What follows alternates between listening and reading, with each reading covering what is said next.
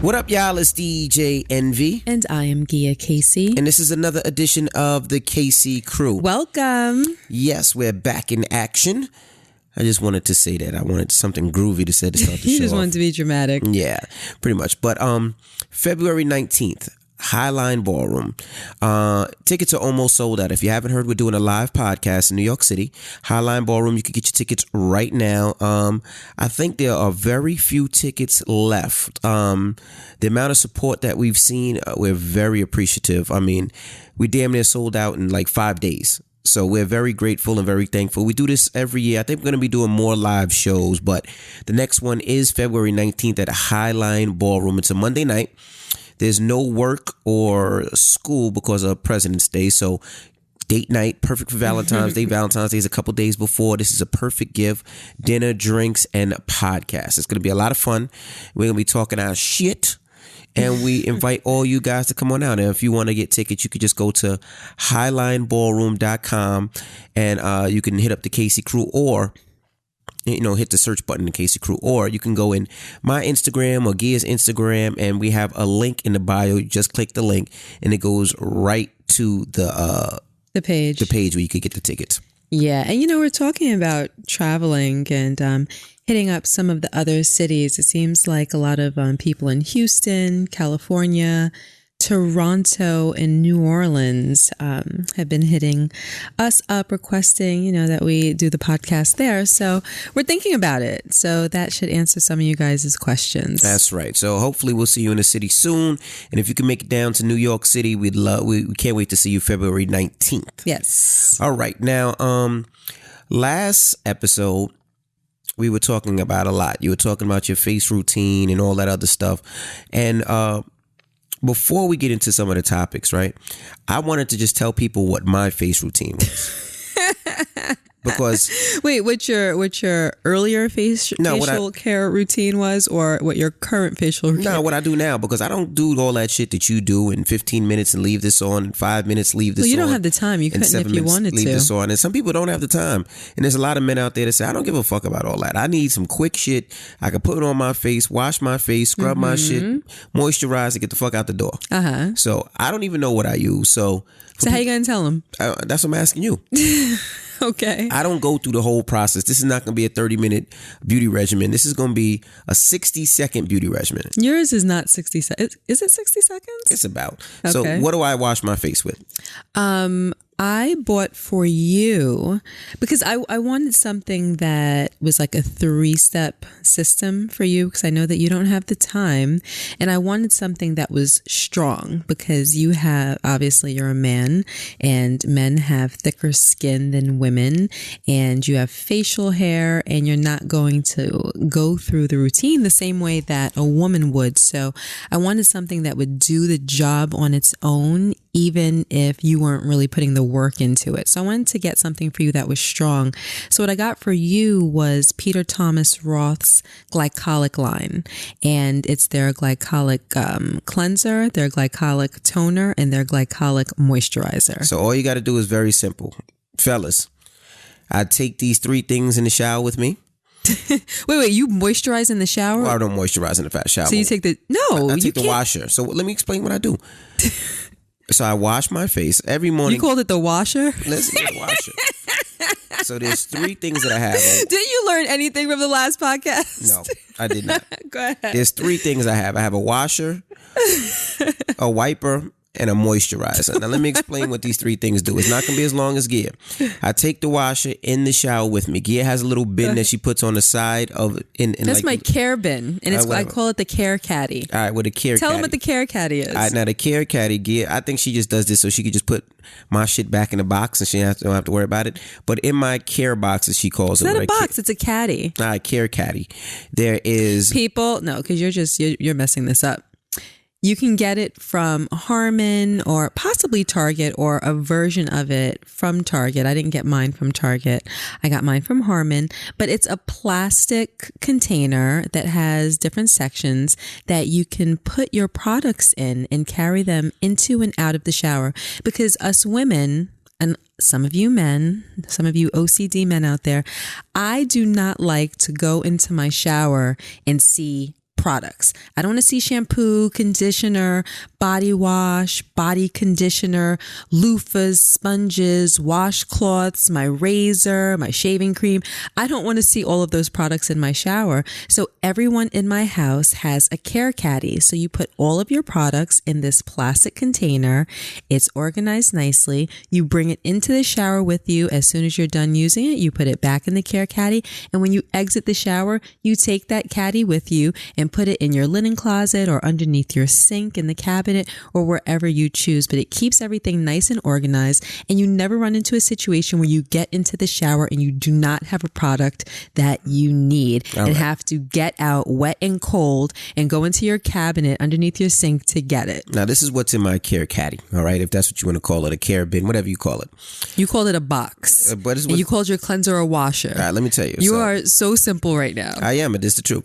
I have my washer that I use to wash my face. Right? I have my body wash for my body. I have my floss, my toothbrush, my toothpaste. Your Listerine. My Listerine. I have my nose hair clipper.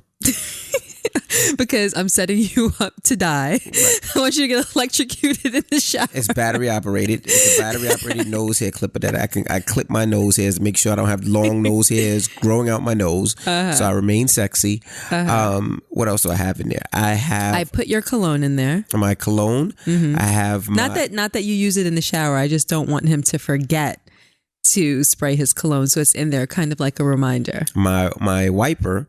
Now, my wiper is what I do is this is my facial routine, guys. You wash your face while you're in the shower, okay? When you finish washing your face and finish washing your body, you pat dry your face, you dry your body. Then you walk out the shower, right? When you walk out the shower, there's a wiper, I call it. Gia calls it a toner. Now, with the wiper, all I do is I pretty much wipe my face down. Oh my goodness. I cannot stand your description. I promise you. Right? I'm telling you. You wipe your face down. You put it on. What's them little things that I have? Oh my gosh. Some circular cloth things. It's a cotton round. All right, I use a cotton round. That's what they call it. Because we don't use cotton balls. We use cotton rounds. The flat round cotton. So I wipe my face down with the cotton ball round. You swipe, swiper, and then I let that dry. I'm getting dressed while that dries, and then once that dries, I moisturize my face, and that's my 3-step process. It usually takes me. I can get all that done in about 6 minutes. 6 minutes to wash my face. I ain't got to go through that. Wait, 6 minutes.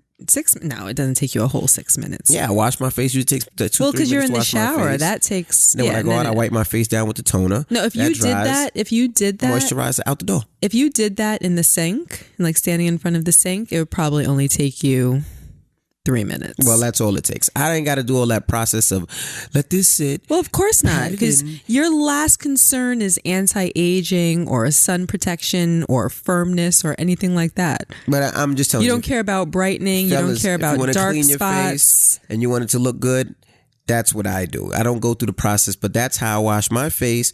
I wipe it down after, and I moisturize it. And I'm good money. And I wash my face, and my face is pretty clean. I don't really have any bumps, pimples, blackheads, anything like that. But don't you think that your skin has improved since your prior days of skincare, which was non-skincare? That's why I'm putting the fellas on to exactly what I do. Yeah. You wash, you wipe, and you moisturize. And I like that Peter Thomas Roth toner dispenser. It's kind of cool, ladies. It's like when you go We're talking to the fellas now. Well, the ladies are probably the ones that are going to buy it for their men. So right now I'm talking to the ladies.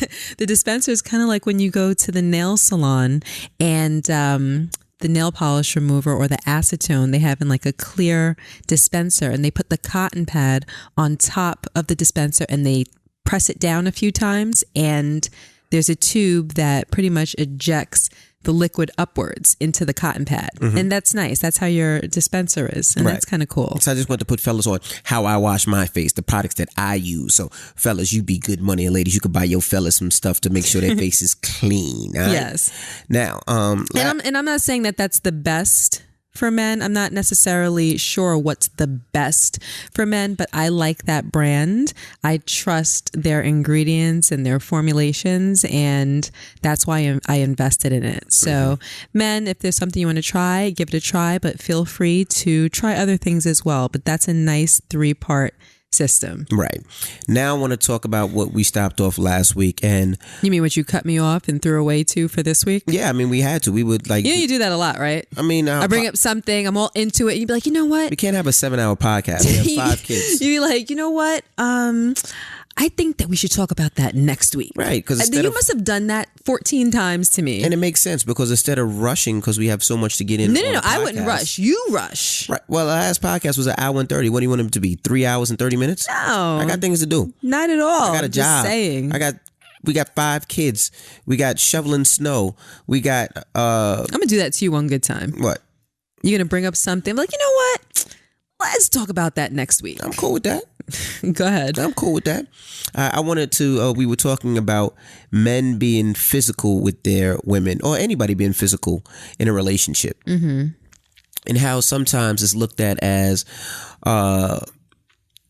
well, I want to talk to you how it's looked. You know, in our relationship in the past, I have put hands on you, and not as a punch you in your face and punch you in your gut and snuff you and and throw you downstairs. Not like that, but we've gotten to arguments before, and I've grabbed you tight. I've shaken you. Mm-hmm. I'm not shaking you to the point where I would crack your neck or anything, but you know, shaking a good firm shaking, and men out there know exactly what I'm talking about. And these things that I've done were, I don't want to say patterns in our relationship, but when we would argue back in the day, and, you know, sometimes I think women, when we argue, have a great way of... You said women. When we argue. Yeah, no, when you guys argue... Your fellow women? No, yeah, your fellow women. My fellow women. When you guys argue, you guys are great at arguing. You guys have a way to cut deep with your tongue. You really think that's a woman thing? Absolutely. You don't think men cut deeply with their tongues? Not as much. I think women pre-plan and they know what they're saying and they really know how to hurt. So we plot. Yeah. So we aren't just being honest during the conversation or the disagreement. We're plotting. Yeah.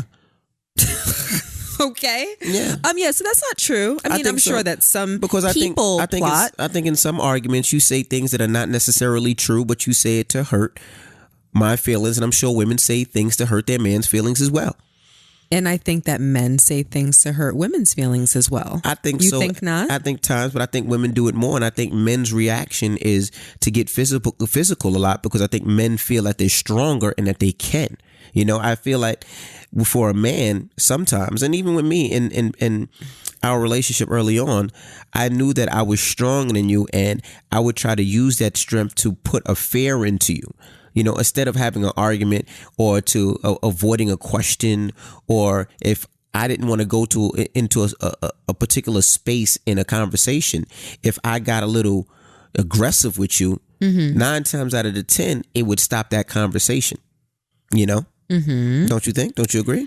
I definitely think that you did that. I think you also did that.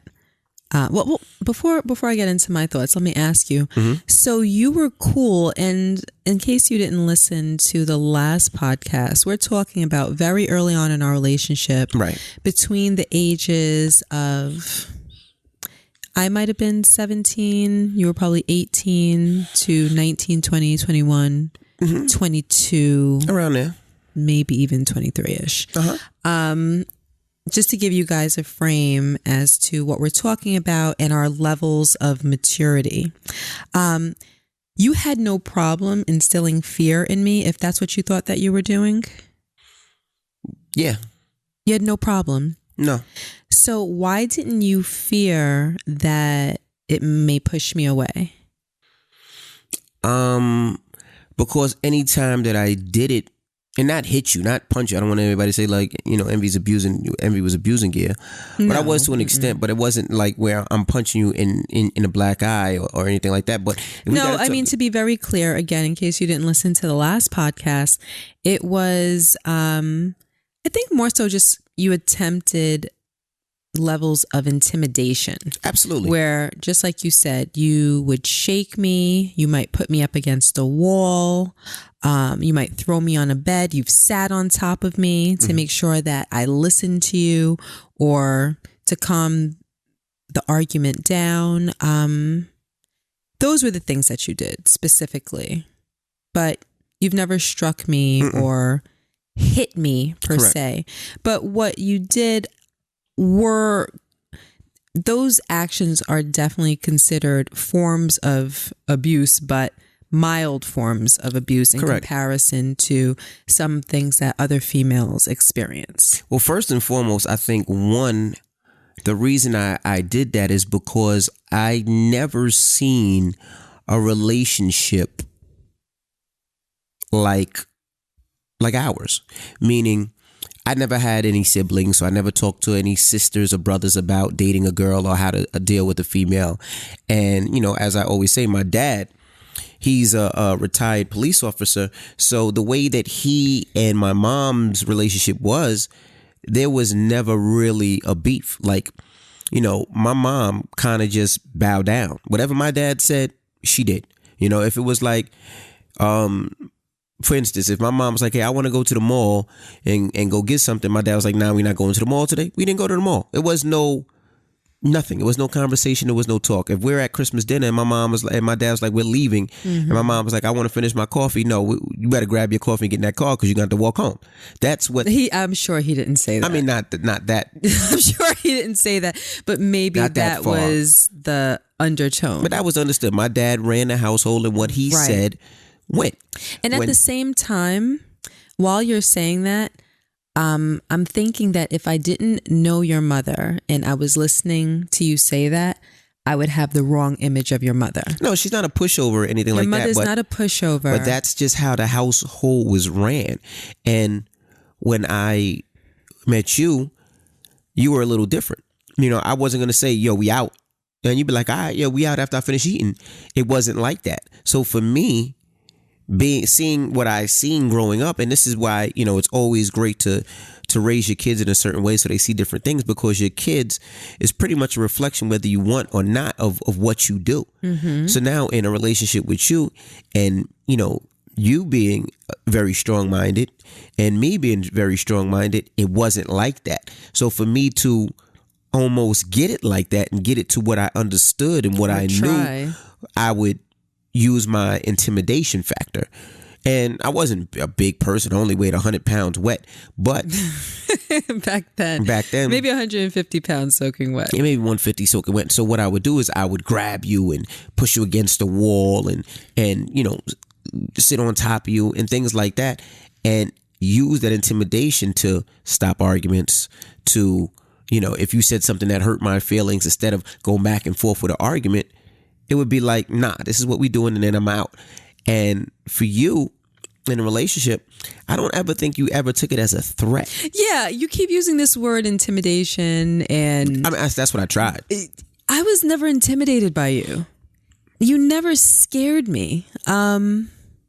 I took it seriously in the sense of he should not be doing this. Right. But I didn't take you seriously where I thought that it would ever escalate to anything dangerous. Correct. I thought that you were just immature, and I had to teach you out of that.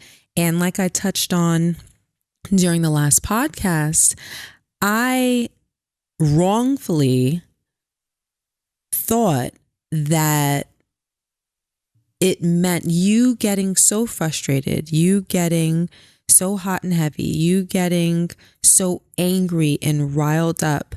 To me, in my young mind, I thought that it meant that you loved me that much more, that because you felt so passionately or so intensely about me, that you would go to those extremes and get to those levels, right, and be so overwhelming and lose control of yourself. I, in a way, thought that it was a sign of love, and that was wrong. Correct. It was a sign of a lot of other things. But I hear a lot of women talk about it, and that's how it starts off. A lot of women say, he got so mad that it showed how much he loved me. Right. And that's the wrong right. And I also way of think that in a way, I subconsciously liked the drama of it. Mm-hmm. I think that it was almost entertaining. Right. In a way. and like I just touched on, flattering in a sense. I don't think I would have interpreted it that way if you were violent, if you had struck me. If it got to that point, I think my feelings would have changed. But because it just remained on that level and it always wound up fixing itself temporarily and everything would go back to a calm and we'd go back to, laughing and joking the next day, I didn't take it as seriously. But if it had gone somewhere else, I think that we wouldn't be a couple today. Right. I think that it definitely would have ended. If it got to a point where your intention played out, where I actually was fearful, I was scared, or I wound up hurt, I wouldn't have stuck around for that. Right. And I agree with you. And the reason that, I wanted to discuss that, because a lot of people, that's where it starts. It starts with, I grabbed her by her hand aggressively. And I felt that she liked it, Then I threw up against the wall, Then I choked her. Then I hit her. And now it's past just, oh, this is cute. He loves me. He grabbed my hand hard. Now this is physical abuse. And now I want it to stop. And it never stops. It always gets worse and gets worse. And more times it gets to a point where it's life threatening. Something, what I just realized that I never really thought about. I don't know if I've thought about it, but I don't know if I've dissected it before in my mind. But what I just realized as you were talking? I think that, again, because it remained on that level, that little extra oomph that you would engage in, that you grabbing me, or like you said, it might start by just like grabbing your hand or, right. Something like that. And it would get to these points. I think that I subconsciously liked like the testosterone that I saw in you. Right. To me, it almost mistakenly came across as manliness. Like you seemed like when you would get all riled up and angry and, a little physical and whatnot, it almost came across to me as manliness. And I think that that's part of what I subconsciously liked, and maybe it has some characteristics of when, women say, or girls say, I like a bad boy. Because there's just characteristics of a bad boy that might turn you on. Like no woman wants to be with, and I don't want this to be misinterpreted, but this is how it's going through my mind. So this is how I'm going to say it. No woman wants to be with a wimp. Right. A woman wants to be with a man that will defend her honor. If you're out in the street, you're out in the club, you're out in a bar, you're anywhere and someone disrespects you, every woman wants to be with a man that's going to defend her honor and speak up and show a little bit of that testosterone. Now, what you did was obviously like in the wrong way, in a completely different direction. Correct. But a glimpse of that is something that I think I liked. Yeah, and I guess I get it from your side, but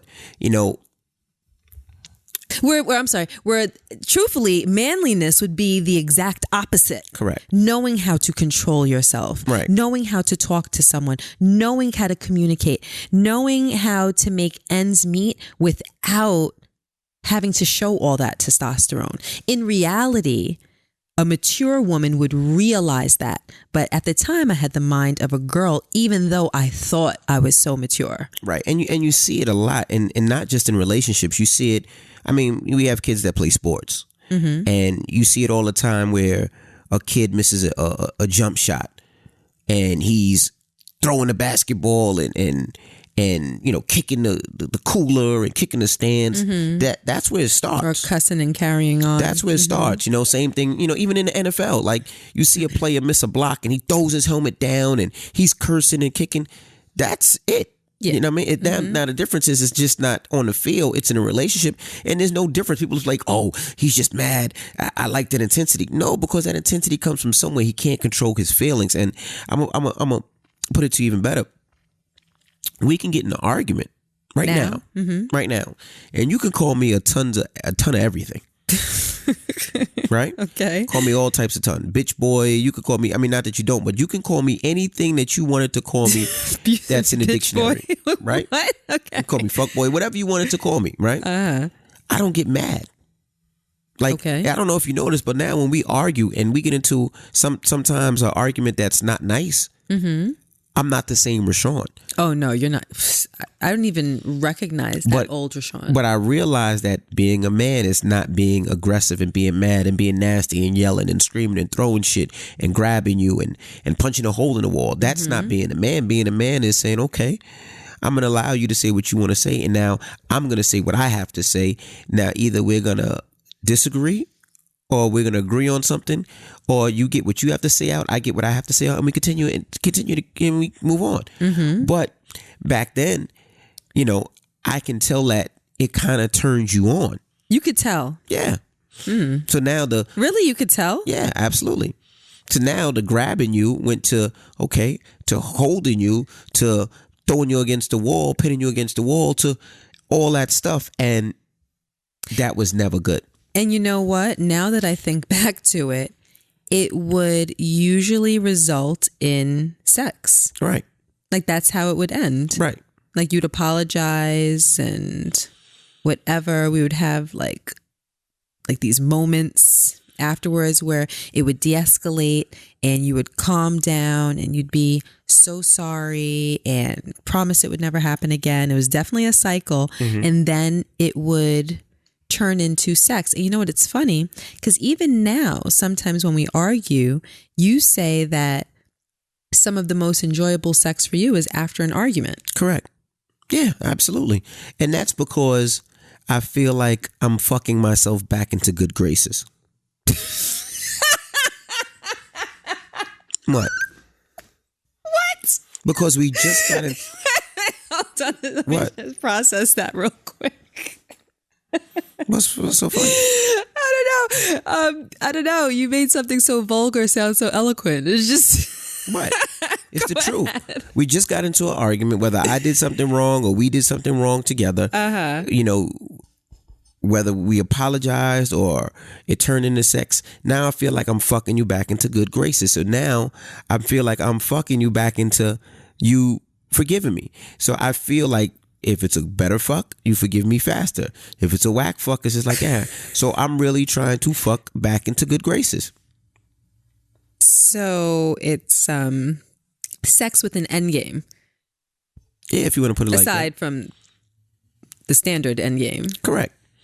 Because now it's like, yeah, motherfucker. Yeah, I know I fucked up, but now take this dick. Yeah. Oh yeah, you like this dick? Oh, you ain't mad. Okay. No more. Right. But that's. I think it's. But that's where it goes, and it's like, oh, you still mad? You still mad? Take this. No, we get it. Everybody gets it. And then what winds up happening is you forget about why you were mad, and you just enjoying sex, and at the end of it, you come, I come, we go to sleep, we wake up, and we don't really talk about it again. We continue with our day.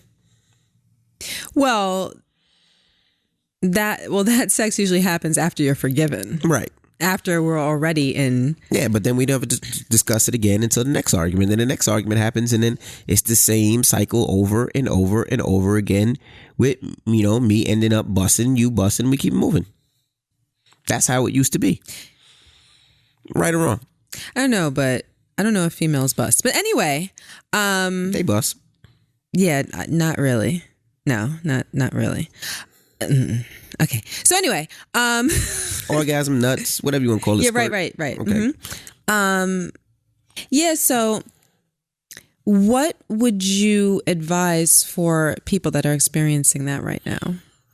But well, first, advice that can really be applied, because, you know, first of all, I don't really like the word advice, and I think our listeners kind of know advice that. is just what we go through. Yeah, I think that, you know, it's more so just about sharing experiences and opinions, but right. Well, I think for men, I mean, hopefully listening to this, they can realize that, you know what, maybe I am not being how I'm supposed to be. Maybe I am being a boy. That's not a man. It's not working. Because all you're really doing is... But it does work, for right? a little bit. Right. Because at first it does, but then it always gets worse. It's like a thief. You know, you might steal something small at first. You get away with it. Then it gets a little bigger. Now, now it's not little Matchbox cars or candy. Now it's like, I think I could get this shirt out of Macy's. Then once I get that shirt out of Macy's, you be like, I think I can get this whole outfit. Then I get this whole outfit. Then it's like, you know what? Let me try that Michael Kors bag. Then you get caught. You know what I mean? And now it's not a little petty larceny charge. It's a little more because that bag is $700, but you continue to try because you never get caught, or there's no punishment. And I think it's the same thing. If men don't realize that it's not affecting in a good way, and it's not good. And I know it sounds stupid because most men will be like, man, of course you know it's not a good thing. But a lot of people don't. They think it's okay because it works. So for men, you got to realize, like, yo, you're really pushing your spouse, your girlfriend away. And for women, if you don't nip it in the bud early, and this is both sides, because, there's situations where women hit men as well. But if you don't nip it in the bud early, where you say, nah, I'm not going to accept this. Don't put your hands on me, and give them, and I know it sounds like a childish shit, but give them some type of punishment. Like, no, I'm not talking to you until you fix yourself and get that problem fixed. Right. And he realizes, oh, this is not going to work. I can't just grab her and it's going to be okay. That's not it. And if you don't put your foot down, that's what it escalates to. And I'm not saying this to say, okay, I'm women blaming or shame, whatever it is, women shaming or whatever it may be, because that's not what I'm doing. Right. I'm just telling you that if you don't nip that in the bud early, it will progress. So you have to stop that immediately. And I'm just telling you what I would tell my daughters, or what I would tell if I had a sister, or I would tell any female friend, that if anybody puts your hand on you, even if it's slightly, even if they grab your pinky toe, like, you have to stop that immediately. Don't touch my fucking pinky toe, because if not, it will continue to go on, and then you'll have a cycle. You'd have to pull out all types of warrants and all types of restraining orders and stuff like that. So I say nip it in the bud early. Well, you have to, because I don't know. Well, let me ask you this. Yes. What kept you from getting to the point where you were violent? Why was your cap where it was? Because I was just going to say, people have to... Because if I had heard something like this when I was younger, maybe it would have, the value in it wouldn't have just been, don't let anybody put their hands on you, because that's obvious. Of course, I knew that, right? But without being able to dissect my thoughts at that time, or even the desire to dissect my thoughts, I wouldn't have had the battery in my back to do so. So where I think that this can be helpful for some people is a girl can hear this and say, wow, let me think about what might be happening subconsciously, right, or why I'm actually allowing this. A guy might hear this and say to himself, wow, let me think about why I'm actually doing that. And that's more of the root of the problem type of thing that's going on here. Not just don't let a man hit you, don't put your hands on a woman. Right. You know what I mean? So tell me, what prevented you from going further? Think about that. I mean, have you ever thought about that? Yeah. At that point, I think what prevented me from going further is the response I got from you. What do you mean? And this is going to be fucked up, but we're honest here. I honestly think if you would have been more violent back towards me, it would have got worse, because I would have tried to overpower you. Because it's like, it's kind of like I couldn't win an argument having a conversation with you.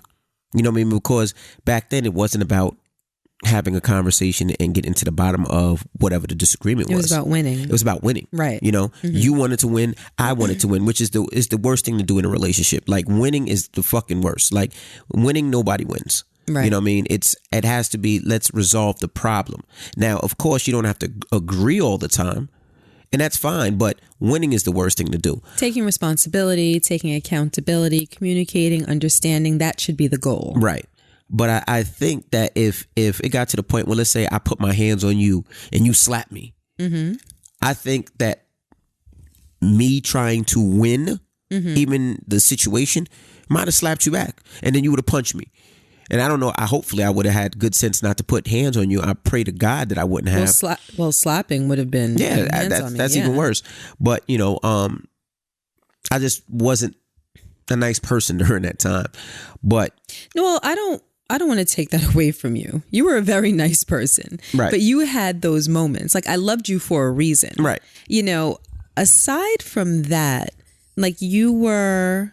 aside from that, you were an incredible boyfriend. And I think that's why I gave you those allowances. Aside from being a crazy motherfucker, you were a nice boyfriend. No, you definitely had your crazy moments, but I mean, I could name 100 things that you did that wowed me and that made me fall in love with you and allowed me to know that I wanted to spend the rest of my life with you. And, so I don't want to take that away from you.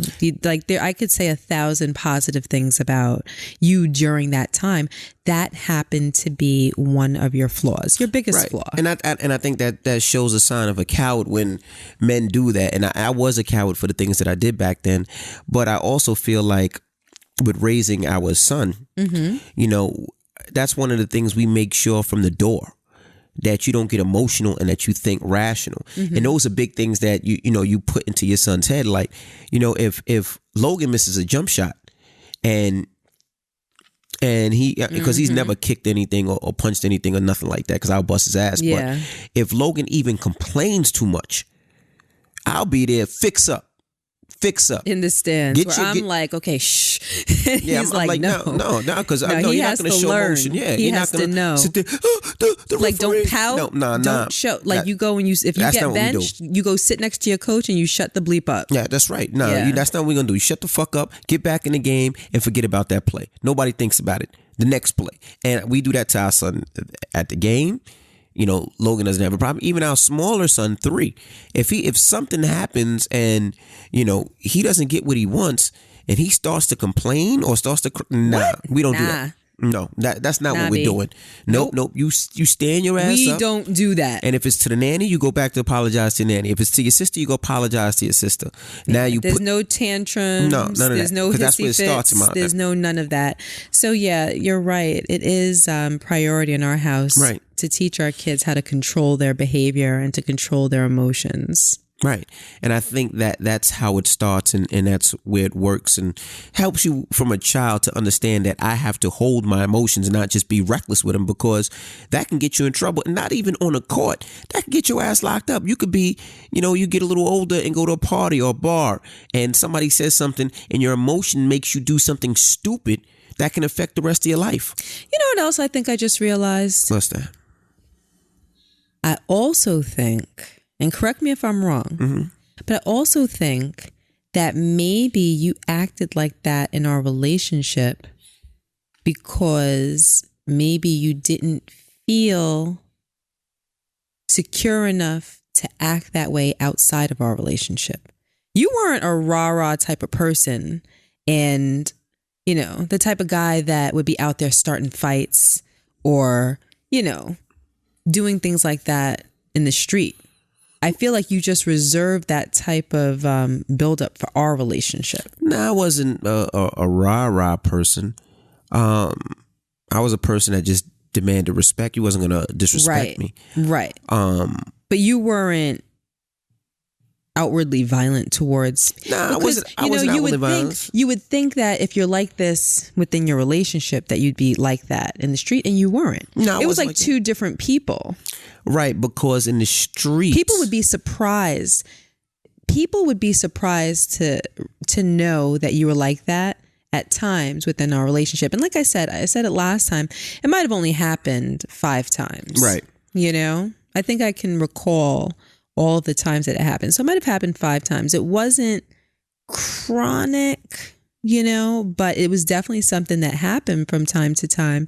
And you weren't necessarily like that outside of our relationship. Well, Well, first of all, I knew that in the street that you really had to push my buttons to make me upset to the point where it was going to get physical. And that's because I grew up in the street. I grew up in Queens. I seen people get sliced. I seen people get shot at. I seen people get killed. You know, so I knew if it got to that point, I knew that if I was going to jump, I had to jump with the fact that 2 feet in, that somebody could take my life, or I might have to take somebody's life if it ever got that far. Right. So I never allowed my emotions to get that far or allowed anybody to really push my buttons. You were a little different. So in our relationship, it was light work? No, not that it was light work. In our relationship, you can push my buttons. Like what if somebody says something to me in the outside world, even to this day, somebody could say something to me now and it doesn't affect me. I laugh it off because I don't really give a fuck about what people say. You know what I mean? For instance, right? Last year I was walking in a club. I was in New Orleans. And I don't know if you were with me. I don't know. But I'm walking in the club, and it's the only time somebody has said something to me and made me stop. And dude said, "What's up?" to me. And sometimes I walk in the club, people say, "What's up?" And he was like, "Yo." He says, "Yo." He said, "What's up?" Gave me a pound. He says, "Yo, I think you're a maggot." A maggot? Not an M, but use the F. Oh, okay. Right? And to me, you know, sometimes I'm not even gonna lie. When I'm walking to the club and people are saying what's up, I'm just focusing on getting to my section. I'm not really thinking what people are saying. I'm just thinking they're like, "Oh, what's up, Envy? What's up?" But I heard that. I just heard that the F word. And I stopped. And I said, "What you say?" And he repeated it. And that was the only time that I could really think of that I lost my cool. I don't think I was with you. I don't think, you might have been. I'm not sure. I don't know this story, so I couldn't have been with you. And from there, I turned around and I swung on him. I definitely wasn't there. I slapped the shit out of him, right? And who was I with? I was with a bunch of people, but nobody ever seen me react like that because I usually don't react. It doesn't really matter what people say, but for him to stop me and to pull me in and to say that in my ear, I really thought you must think it's all good that you could say that and nothing's going to happen in response. Absolutely, yeah. But that was the only time that, and I remember it like it was yesterday. It was at the Metropolitan Club. I was walking in. I was going to the DJ booth. June was with me. I thought somebody was behind me. I thought it was you. I thought I was holding your hand. And he said that. And I just remember it like it was yesterday. Definitely was. But anyway, that's the only time I ever lost my cool. But other than that, only you can say things to make me lose my cool. You know? Other than that, I don't care. Like, you call me whatever you want. Hey, what's up? I'd be like, hey, your mother. All right, thank you. Have a nice day. Oh, word. Okay, yeah. All right. Okay. But nothing bothers me. And it doesn't matter to me. But you saying the same thing matters to me because what you say matters. You know what I mean? Yeah, I do. So that's why even with social media, when people leave stupid comments sometimes and all that, it doesn't bother me. Half the time I just have a block party and I just block the shit out of them and I think it's funny. You know what I mean? And then they create new pages. Why you block me? Block them again. That's I really don't care. But for you, it's a little different. It's a little saltier. You know what I mean? When you hear it, but yeah, okay. All right, you ready to move on? I'm ready to move on. All right, now you know what I wanted to briefly, before we get to the email of the week, I just wanted to get at how do you trust your kids?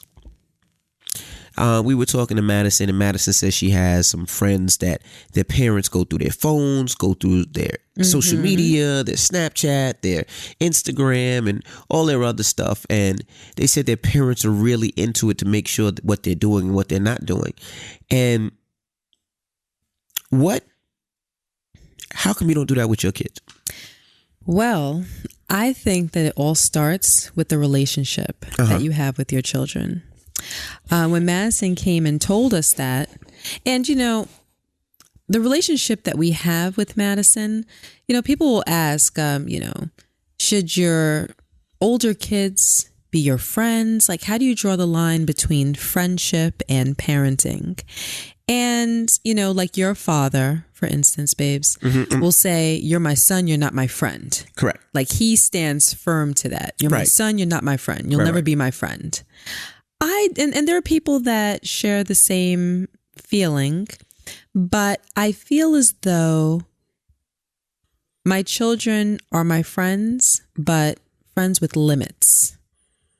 Friends with a different level of respect. Like, we're not just out and out friends. Right. Like, we can be friends, but I'm that, like, I can look at my friend crazy. If I get pissed off, I can talk to my friend crazy, because at the end of the day, like, if our friendship ends, the world isn't going to end. Right. But my relationship with my child can't end. It'll never end. You can't look at me crazy. You can't talk to me crazy. Because there's a consequence, you know? So we have degrees of friendship, but I'm still her mother. Right. So the friendship allows for our kids to tell us things, and there's a trust there, and there's a reliability there.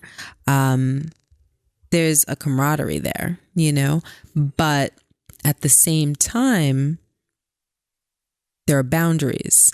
And if you can draw that line with your child, if you can figure that out, then I think that that's the best way to be. Because, you know, our oldest kids are 16 and 14, and we're long enough down the line where I can say that it's worked. Right. So when Madison came to us and told us that story, she started by saying that, you know, she was talking to some of her friends, and a bunch of her friends were sitting, well, I'm not going to say where they were sitting, but during the conversation said that they hate their moms. Right. And she said, you know, I know that kids say that they hate their moms, but when you're in a conversation and your friends are telling you that they hate their moms, she was like, I was really taken aback. Like, how can you hate your mom?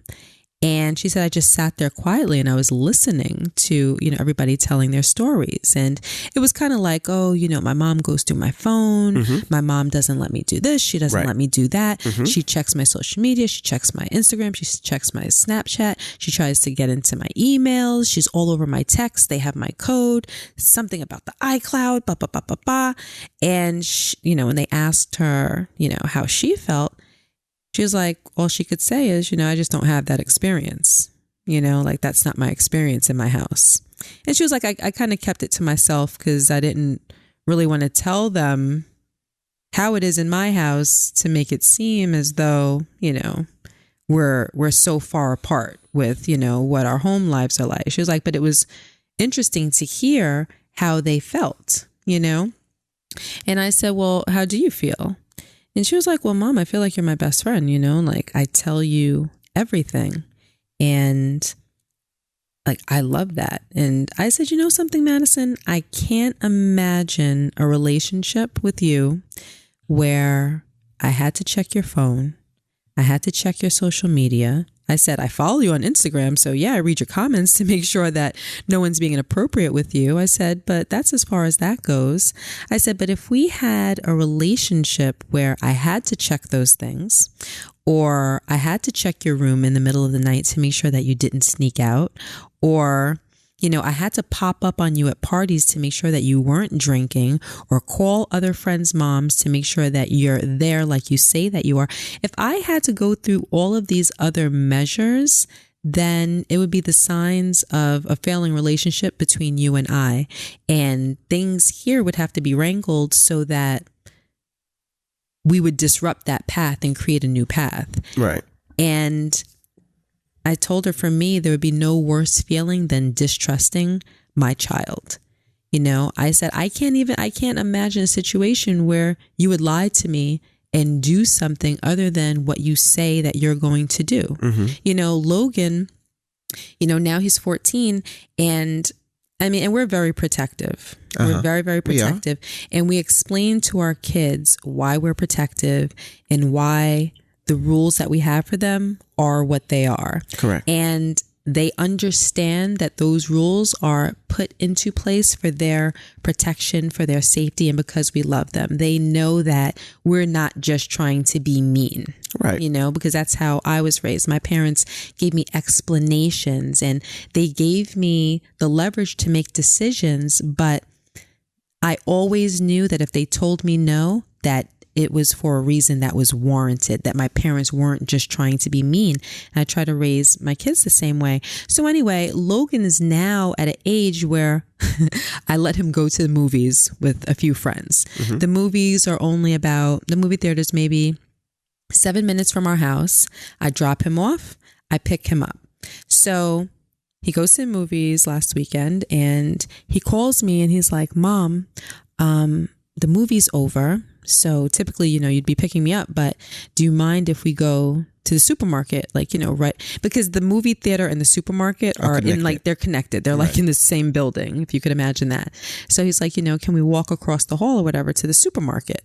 And I said, well, why are you going to the supermarket? He was like, he was like, honestly? I said, yeah. He's like, we just kind of want to run around and have fun, see what they have and, just run around and probably do silly things. I'm imagining he probably wanted to make like a toilet paper fort or, or something silly like that and then hang out in front of the supermarket. And he said that they would go up to random older people, like for some reason, older people hang out in front of the supermarket. There's a lot of elderly people there. And he said that they would go up to the elderly people and say, if I do a backflip in front of you right now, will you dab? He said they had all the elderly people dabbing or whatever in the supermarket or outside the supermarket. Anyway, Irma, who's our nanny, was standing right in front of me when he called. I was like, yeah, you could run over there and have fun. It's like, just call me when you're done and I'll come scoop you. And, even Irma said, she's like, that's so strange. I said, what do you mean?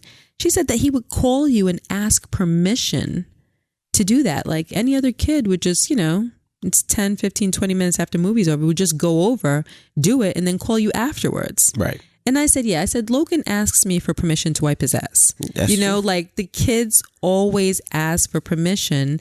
And I think that they're just kind of hardwired to do that because we've always raised them. Like if you don't, like, it's going to be a problem. Correct.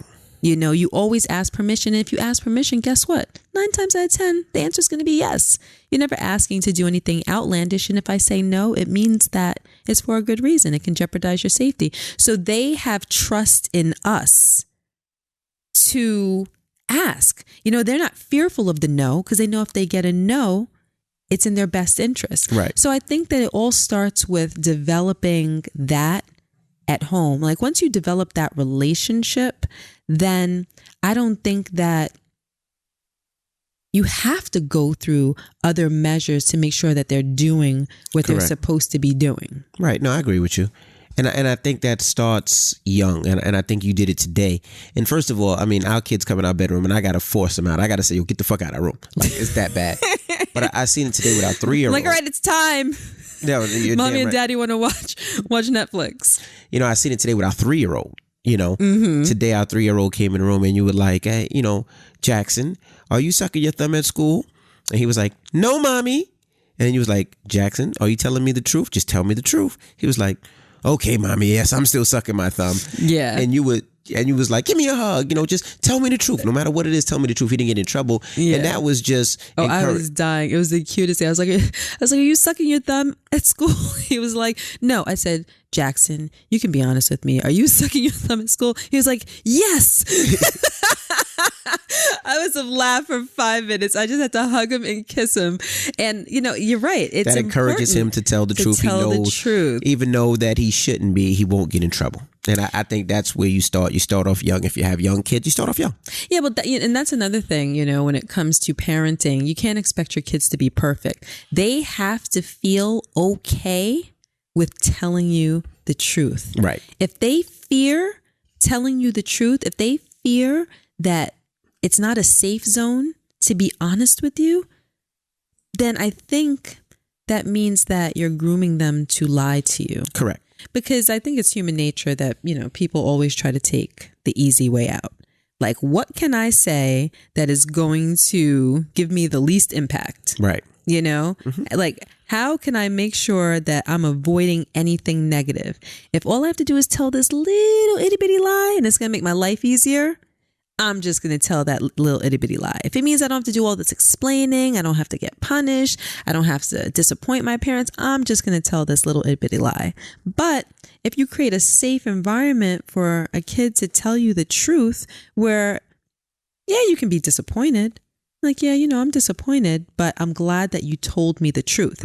Not to be confused with, you go out there and you bleep up and you come back and tell me the truth and expect me to be okay with it. And then it happens over and over and over again, you know, because I know parents that let their kids do all types of crazy things that I honestly cannot understand. You know, there are kids that are 15 that don't even have a permit, whose parents are letting them drive locally.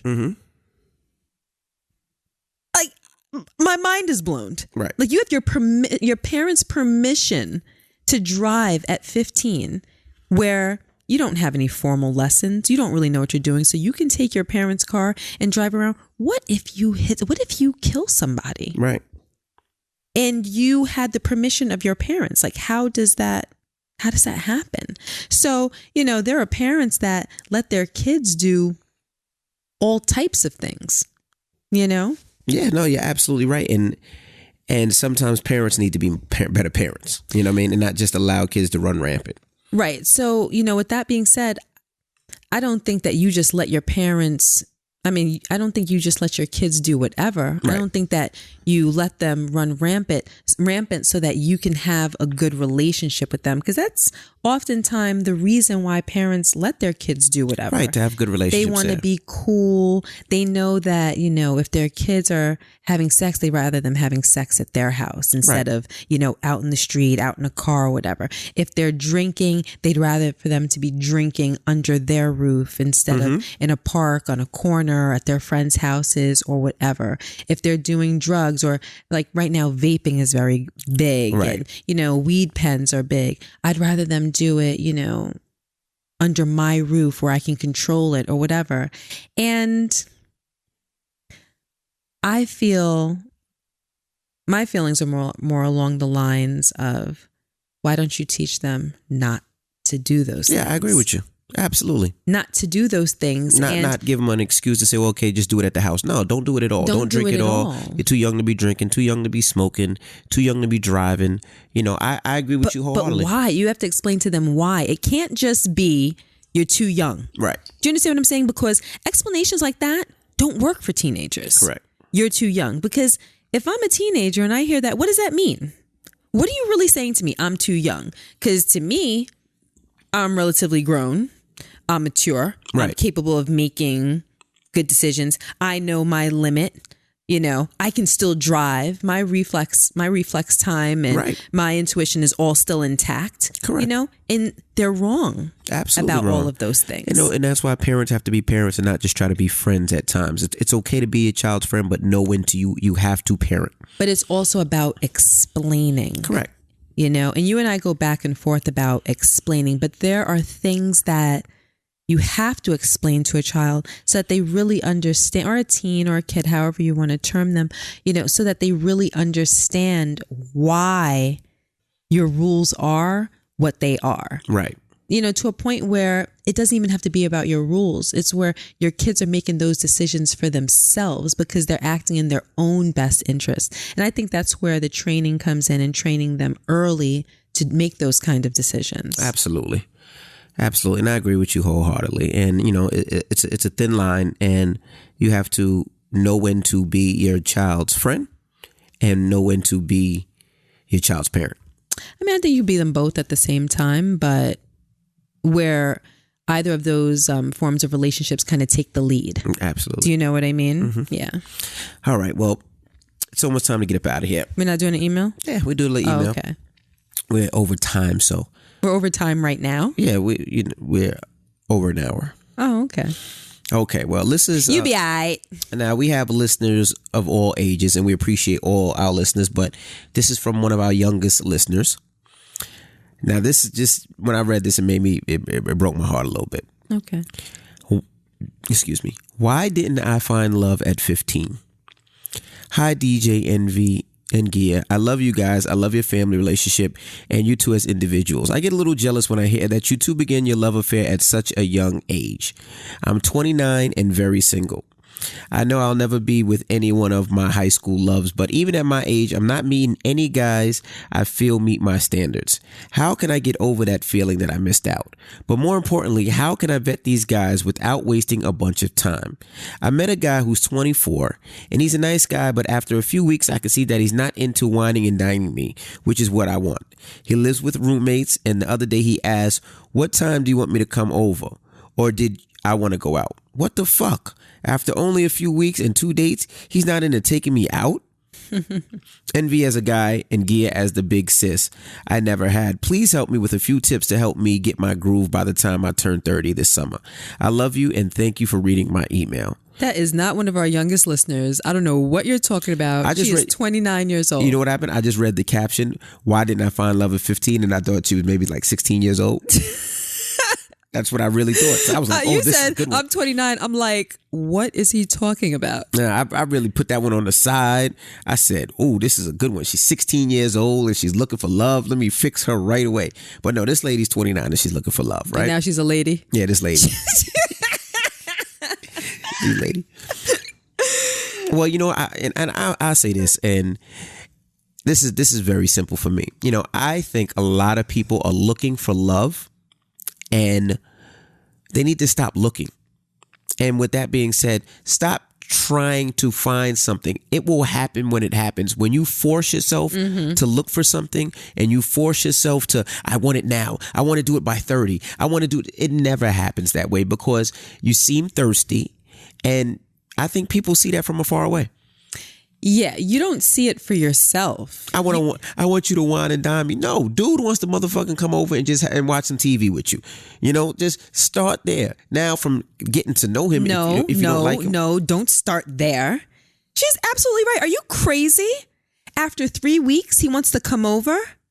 No, you're not coming over. Like, you have to prove yourself. Like, you have to go through the initiation process. You too damn old school. No, it isn't. I'm sure. Well, if you think it's old school, then I think old school is what works. I don't think he wants to fuck. I just think he really just wants to spend some time and watch some television. It doesn't matter. And I can't invite you over. You know why I can't invite you over? No. You know why I can't invite you over?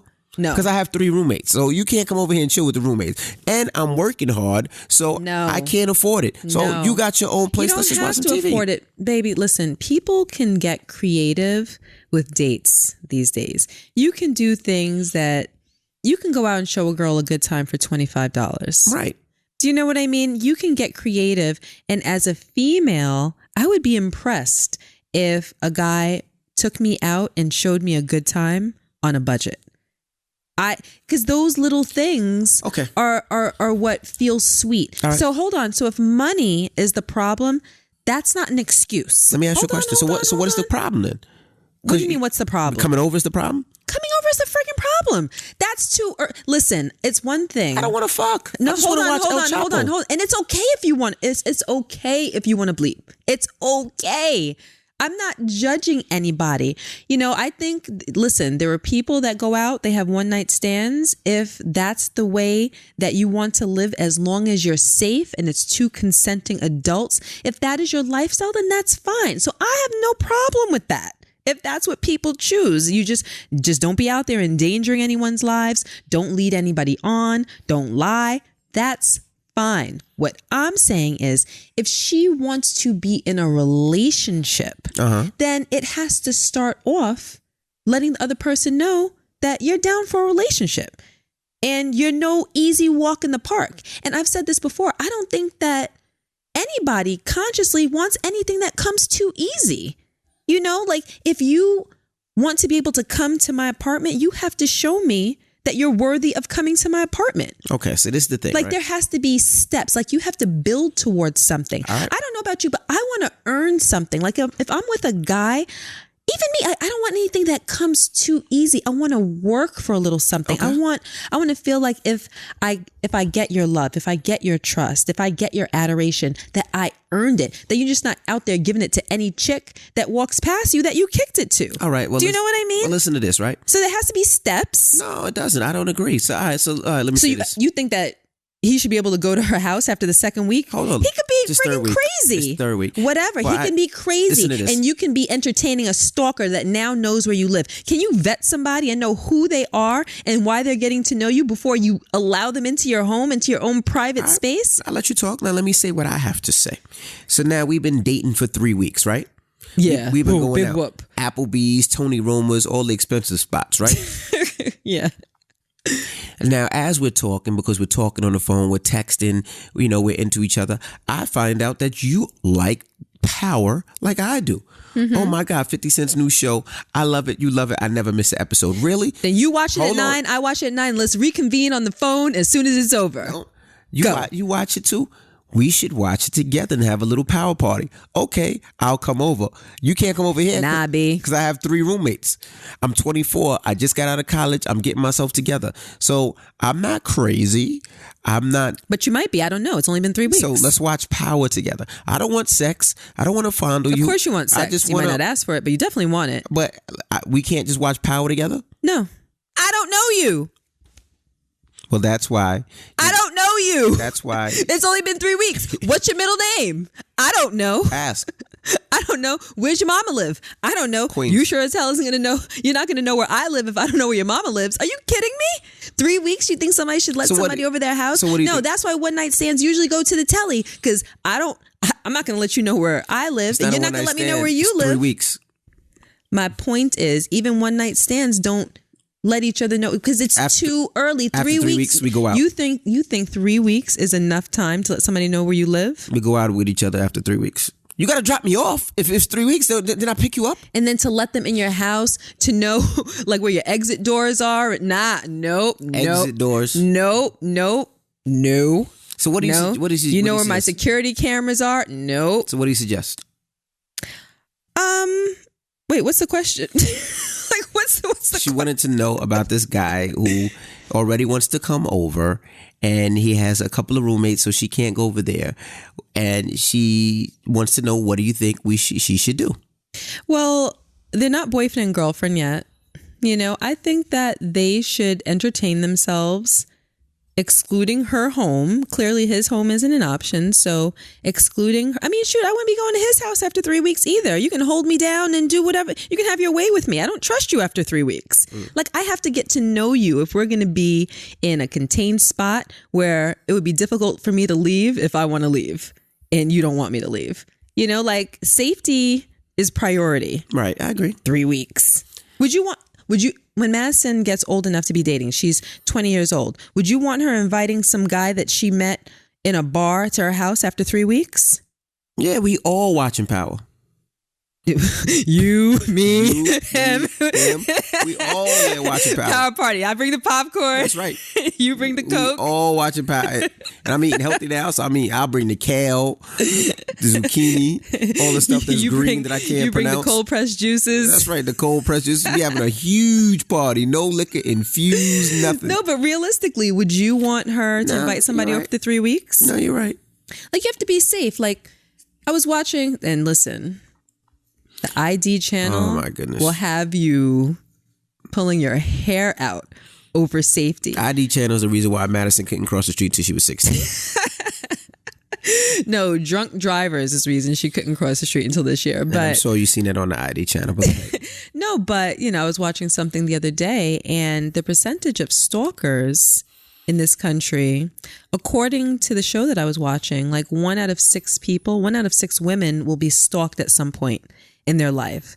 And when I'm like, wow, you don't really hear too much about people being stalked, but different degrees of stalking, and the point is, you just never know who you're dealing with. Right. So I feel as though you have to vet somebody before you allow them to come to your house. But I don't really think that was the heart and the soul of her email.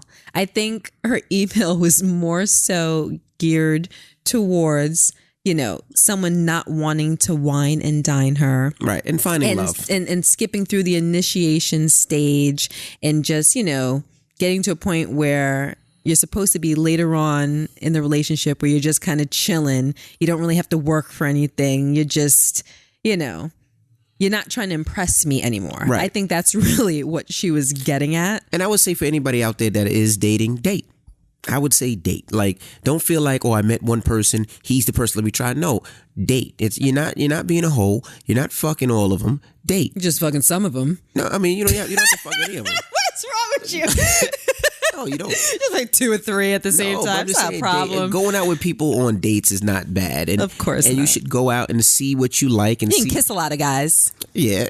And feel you up a little bit. Here you go. But see what you like. And then from there, you make your decision. But don't just say, okay, this one guy. No, go on dates. Go to different restaurants. Go to different experiences. And don't do the same thing. Like, Gia and I tell you about a lot of different and stupid shit that we do. Try some of those things to get somebody's true opinions out. Fuck a dinner. Go to Trapeze. It's the same price. Go to Trapeze, get a pizza, go trapezing and have conversation there. Go go-kart racing. Go buggy riding in Central Park. Do corny shit. Do nice shit. Just go to, when it's warm out, have a picnic. Yeah, Picnics are so nice. Do corny shit and just get really know somebody. Cold cuts from the supermarket. Right. If they don't eat pork, you do turkey sandwiches. If they don't eat meat, and guys, vegan stuff. Girls would be so impressed with any of these ideas. Right. So it doesn't always have to be an expensive dinner where, the two of you are dressed up. The more creative, for me, the more creative a guy is, the more impressed I am. It's not really about how much you spend. It's about how much thought you put into doing something special for me. Correct. But for her, I just think that she needs to, this guy, I don't know. It doesn't seem as though he's on the right path. No, it seems like he might be a little young for her. It seems like he might be a little young for what she's looking for. Correct. You want someone that is going to invest in you, not financially, but invest the thought into you and the relationship, invest the time, invest the creativity, and show you that they're worthy of you putting the same back into them. And if that's not, if you're meeting people that aren't on the same path as you, that's okay. You just need to find someone that is walking the same path as you. Absolutely. We wish you the best of luck. Okay. Don't wrap up because I actually want to get to this one email that I read that I thought was interesting. No, Yes, here, read it. You'll be all right. Okay. Hello, Gia and Envy. You didn't have to say it like that. Because we're way over now. You'll be all right. Okay. I love you guys so much. You are the perfect one for another. Please refer to me as Julia on the podcast, and if it makes it on there, because I don't have coworkers that listen, and I don't want them. I do have coworkers that listen, and I don't want them to know this is me. My situation is I have a husband that I've been married to for almost 10 years. We've been together 13. When we started dating, I had a newborn from another man. This is before even me and my husband got together. My husband didn't care. He took us as a package deal. When my husband and I got together, we decided to leave the state of New York. We're in Connecticut, and my sperm donor now wants to be in his son's life after 13 years of non-communication. Am I wrong to keep him in the dark, or should I give him a chance? My husband, on the other hand, does not want to give him a chance. He said he blew it. He said he had 13 years to do something, and why should he give a shit now? Can you please help me? My 13 son also does not know that my husband is not his biological father. I haven't told him yet because I just don't know what to do. What do you think? What do you think? I don't think you should tell him. Man hasn't been in a man's life for 13 years. What he doesn't know won't hurt him. If he gets to an age where he really wants to know, he can find out on his own. I wouldn't tell him. I wouldn't fuck up that boy's life. That boy thinks that the new man is his father. After 13 years, I wouldn't fuck that up.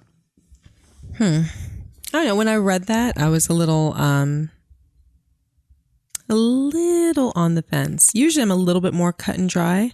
I was just imagining that he might have been young when his son was born and not ready, or there could be any number of reasons why he didn't want to be a father at the time. He could have just been a jerk. But I think that you know that people do grow and change. Correct. And there can be something that sparked a change in his life where he wants to be a new man, a better man, and start to take on his responsibilities. That might be the reason why he wants to get back into his son's life. That's cool and all. And do you think that, and I'm not decided, I'm really just talking it through as I'm thinking it. Do you think that if he is a changed person and because he made a bad decision at that time, do you think that he shouldn't be given the opportunity to make it right?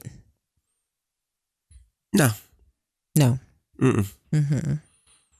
I don't think he played with under any circumstances. No, I don't think he played with a kid's heart. You know what I mean? And especially, he wasn't in the kid's life. This other man stepped up, and this other man's now the father. Mm-hmm. And it is what it is. I wouldn't want to bring somebody else new into the life after 13 years and confuse this child and all of that. No, this is the kid's father. You haven't been in his life for 13 years. Stay out of his life. Okay, I'm gonna give you something to consider. Because what's the real concern? What's the real worry? Is the real worry that he may come in and then leave again and disrupt in the process? He would have disrupted what's already going on and then left. In other words, you come in, you let the kid know that who he thought was his biological father isn't. You disrupt our whole situation. You kind of ruin it. You throw a monkey wrench in it and then you leave. So it was all for nothing. Or do you think that, like, what do you think? I don't think that you should mess with it. I don't think you can trust this man. I don't think I will put my son's feelings on the line for somebody that I don't know or don't care to know. So then what about vetting that person? What about vetting your ex? It's been 13 years. Why do I What have to about let us get to know each other and let me determine whether you're worthy of meeting your son? No, because I don't getting a relationship. I don't want you with anywhere your son. in my life, because once you get close, you can try to do it yourself. I don't want you nowhere near me. I don't trust you. I don't know you. I haven't seen you in 13. When he turns 21 and he wants to know his father, then you could have that conversation. But right now, since he's a growing boy, he's just starting high school. He doesn't need any distractions. He doesn't need, oh, this is my dad, or I don't know why my dad left me. You don't need any of those feelings. Mm-hmm. So no. So you're saying that the father coming into, well, the biological father trying to come back into his son's life should wait until he's 21. Yeah, wait until he's 21, when he's a grown man. Where the son can make that decision for himself. Right. He's 21. He doesn't have to worry about school and kids and education. He's already graduated, and he can think for himself. But at 13, I'm not going to put that stress on my child. Or even that question mark on the situation of how you may proceed. Right. If the father's going to be in for his life for a year and then go back out, or what he's going to do. No, I don't want that stress for my child. Being a child is difficult now with social media and grades and bullying and everything that's going on in this world now. Now I want to put that added stress to my son? No, I'm done. I'm good. Nope. I'll see you when you're 21. Should have been in his life 13 years ago.